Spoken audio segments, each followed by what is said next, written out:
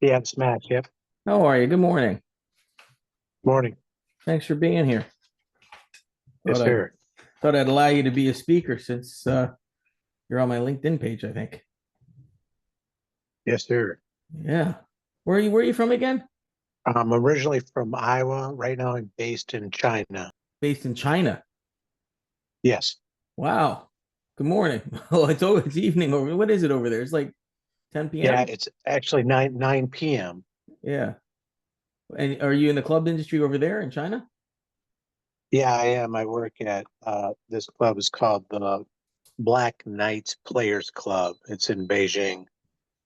Interesting. Black Knights players. I'm gonna look it up. I've never been to China. It's Yeah, one place I'd like to get to. Um, yeah. It's yeah. it's it's nice. Very modern. Um, I don't know, just a lot of people. This town, like, what 18 to 20 million people. A lot of activity, just a lot of business. There's like restaurants like everywhere, but And it's this is. Can I ask you what's you know politically right now? China's not really a friend of ours. What what's the feeling over there amongst the people? I mean, you're with them day in day out. Do they notice, or do they just keep going along with their main day? yeah, it's like most people, they're concerned about their personal well-being. Um, it's been that way ever since I've been here for since 2023, Hmm. and it's a rule just like it is in the United States, but people seem to be bending the rule. Don't talk about politics. Right. So yeah, so Yeah. they don't talk about it at They all just yeah. because they do what their government says. Otherwise, there could be some big problems for them. Not everybody, but I mean, I They deal with people that are super super wealthy. Um, yeah. They're in the are quite limelight, so they don't want to say anything because they're in the limelight, kind of. exactly. Yeah, they don't talk about money. They don't talk about anything really except maybe about their travels and a lot of talk about their family. A lot of family focus. Um, you know, the the culture is just slightly different, but it's the same. Everybody wants to do better. Everybody's looking to grow and get educated um, and to work the system as necessary. So, Well, I know they want to get educated because so many are here getting educated, and they're such great students. I teach in the summer up in Marion, Mass, where Tabor Academy is, and I think it's 30%, 25% Chinese, and they're great students, and so I know they want to get educated. They're very self motivated as a people. But yeah, I'm yeah, glad to have you on 9 o'clock at yeah, night over there in China, Max Moreno. yeah. Well, I saw it. Thought I'd join in. So well, thanks. yeah, I'll wait a couple more minutes, and what time is it? 8:59. So we'll wait one more minute, and I'll start up. But yeah, I just thought I'd start this because Monday morning I always need a kick in the butt myself, and I'm getting back into my winter schedule, so I figured I'd do 12 weeks of this. So please feel free to come in every Monday, and for all of you out there, I'll have a couple guest stars to help take some of the pressure off me. But I've got this week is kind of um, this week's kind of an introduction. Just wanted to go through what I wanted to think is achievable. Every Monday morning, we're going to look back and I have a great example for everybody this week of what went right and what went wrong at your club. If you're a member, if you're a president, if you're a board member, if you're a general manager, or even if you're director of tennis, golf, squash, whatever it may be, a lot of times because we're in the weeds in the during the week and on the weekend, especially when everyone's at the club, we don't distill the information we glean what we can from what happened over the weekend. And I think it's good to just review, kind of like ESPN does on Monday morning, and look at the football. But we're going to look at the club.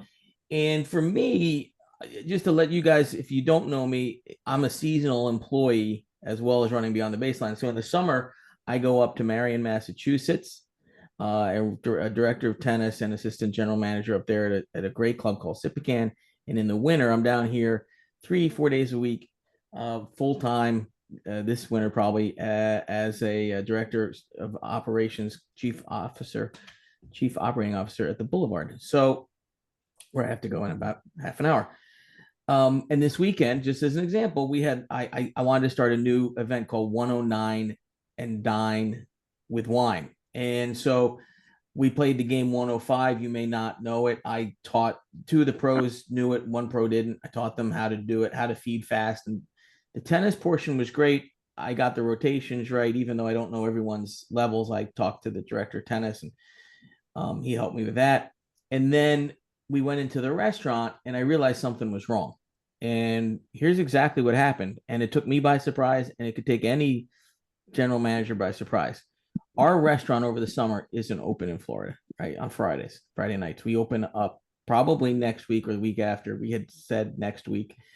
But what happened was two members came in and we were giving a special dinner for the 24 participants, brought in the chef for the 109 and Dine. The head of the restaurant had a great wine tasting going. And then the executive chef came out and said, the daily chef Robert walked out. And I just said, what? We had 24 meals to prepare, smaller menu, just 5 plates, 5 different choices. And he said he wasn't prepared to cook for 2 members. And I said, my initial reaction was like, did I miscommunicate? Did the executive chef have a hissy fit, or did the line chef just have a bad day? And I slept on it. Didn't really affect the presentation. I called the line chef the next morning. Now, the executive chef said he had quit. What happened? We talked about it. Turns out he had some family issues. He hadn't expected to be there that late. He had to pick up his kids from his ex-wife at 8. It was already 7:15. I got to get to know him better. And that's probably my fault or the executive chef's fault. But we didn't know he had that family pressure, and he just kind of hit a wall. I offered him his job back. He hadn't really quit, but I said, I hope you come back on Monday. And then HR got involved and said, shouldn't we write him up? And I don't know. I would think so. He did leave his shift, but he's a great employee. He's been with us for over a year, and I don't know. So I'm kind of caught in betwixt and between there with HR. Max, what would you do? Uh, I'd reflect on the relationship and the history of his employment and contribution to the club. And, I talk him through and let him know that what transpired was not acceptable, but moving forward, just so we're all on the same page, for him to communicate openly about what he's really going through, so then that way we can assist him and give him the proper support, but make it very clear that what he had done is he can't do it again, Right. and just give him a Yeah, pass. that's kind of where I'm at. That's what I I'm meant. kind. Yeah. It's Yeah. interesting too, because he kind of blamed not me but the executive chef, who isn't the always the best communicator, that he didn't know he had to cook dinner for other members. None of us did. But if a member shows up and the restaurant's open, you can't really say no, can you? You really can't. If you see other members eating, even though it's a member event, because it's a member event. I said, look, they ordered off the special menu, so that wasn't that big a deal. It was one of the 5 meals he prepared. And he went in to discuss about how he thought they would order off the regular menu because we're closed usually Friday night, Saturday, Sunday. He sets up for Monday, freezes a lot to keep it because it's a long weekend. I got it. But again, you're right, Max. I take the long-term view. But yeah, somebody I've never had really someone just walk out in the middle of a shift on a line as a line cook. So a little surprised by that. But it didn't affect the night. No one outside knew. Even the GM of the club she was playing didn't realize that he had left. So that was good cover. Um, so good defense, just like NFL. I did notice that my Dukies beat Cal, and I was very happy with that. And then I stayed up last night, and I didn't make the end, but I had a feeling the Patriots were going to win, and they did. They took down the unbeaten Buffalo Bills. So what else can we talk about? Well, I'd like to talk about looking at turning points through the season. So as we go through the 12 weeks, as we get ready for Halloween, then as we get ready for the holidays, and how the holidays affect our club usage and our staffing. Because a lot of times we could go through a dip in November for restaurant staff, for club staff, in Florida, even for so in Florida, and no one believes me, but it's true. If you look at the numbers, look at the numbers. Season doesn't start down here. I now say this is true for Texas and the southern states, Arizona. Season really starts Jan 8. Everyone gets all, oh, season's here, season's here. No. What happens is these, and Max, you've got probably a totally different thing, but we have very elite members. What they do is they come down, they open their house maybe for Thanksgiving, and then they fly back up the first week of December. The first week of December is our quietest week all year at a Florida club, really. And then they may come back, but most of them want to be up for a white Christmas up in North New England or Chicago or Detroit or wherever they are, Michigan. And then after New Year's, they come down, and that's when season starts here. So I mark in my calendar Jan 8. And season ends Easter Monday. Whenever Easter is, the Monday after Easter, that's it. It's like a light switch goes off. Same on the summer season up north. It's like, it's not Memorial Day. It's like the day school gets out, June 23rd, Eastern schools, June 25th, 27th. Light goes on, and on August 14th, 15th, the light goes off when preseason starts. So just remember those dates if you're a seasonal staffer. Those are my dates that I highlight, and that those are the big turning points for me. Max, why don't you ask a question to the people? We've got a bunch of people in here. Any questions you have for me? I did leave a poll, people. Did you see the poll? Did your team win? But Max, you have any questions for anybody? It's just not anything right off the top of my head, but what I think about is, you know, lately, and I'm more mature in my. I think I'm more mature in my experience of communicating with people, but lately I've been dealing with a lot of people that are a different demographic, and they seem to be locked up with thoughts in their head versus applying great listening skills. Is everybody having similar situations where people, their listening skills just aren't as in tune as what they used to be? Are you talking staff or members or both?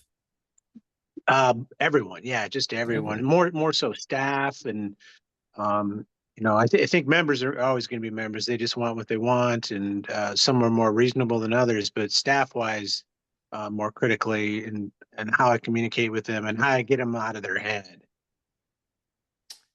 Yeah, that's a great one. I mean, partly, could be what happened to me this weekend. He hadn't let us know, and he said he didn't know about the Friday night really, so maybe he wasn't listening. That communication again. Um, I think the younger is. I think what you're kind of thinking is the younger demographic doesn't. It was funny.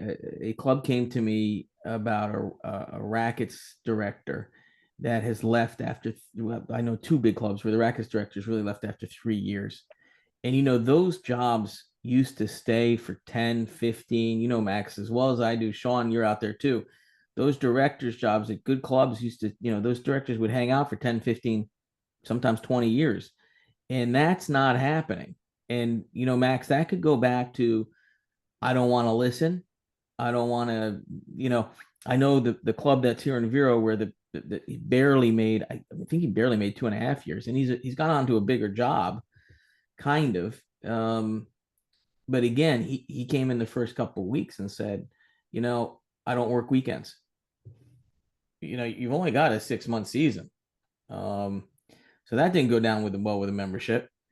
And then I think they tried to talk to these two younger directors, they don't always take on the advice. Do you notice that, Max? Yeah, yeah, definitely. I mean, people are looking for that work-life balance, and one thing I know that in my experience of working at clubs, it's full on through the season, and then you're able to relax later. I don't think that'll ever change, because the economic situation is always cyclical, but it seems to always go back to the cycle of the need to work is is the profession that you choose. So that Right. Right. that's what I think. Yeah. No, my daughter's just, is 16, almost 17. She's looking at professional tennis management. She keeps turning to me saying, Dad, I'm not sure I want to go into club management or tennis management. I never get a holiday off. And I said, you will eventually, but you're right. It's a good thing to think about as you think about what you want to do for a career. Um, so my biggest mistake this weekend, and you can all get a laugh out of it, is this Band-Aid. Is I don't know if you know, but I'm musical and went to college, Duke at his on his music scholarship, not for tennis. And my dad was a famous, phenomenal piano player, and he passed last year. And I packed away the drums. I was his drummer for 14 years. My sister's a singer. We called the Shanaphy Family Band.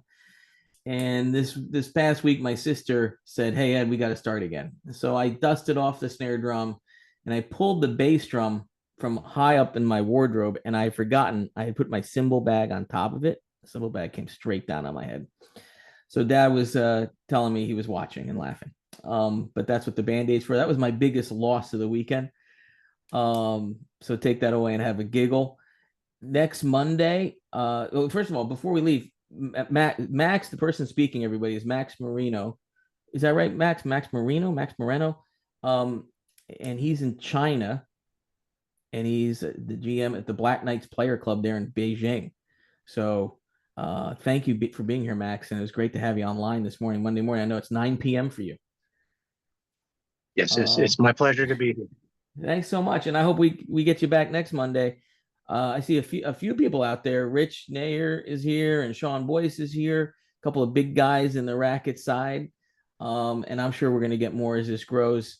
But Monday morning, club quarterback Max. Thanks for your thoughts, and everybody have a great week out there. I just want to keep this short, 15, 20 minutes, and we're right at 15 minutes now. So have a great Monday, everybody, and enjoy.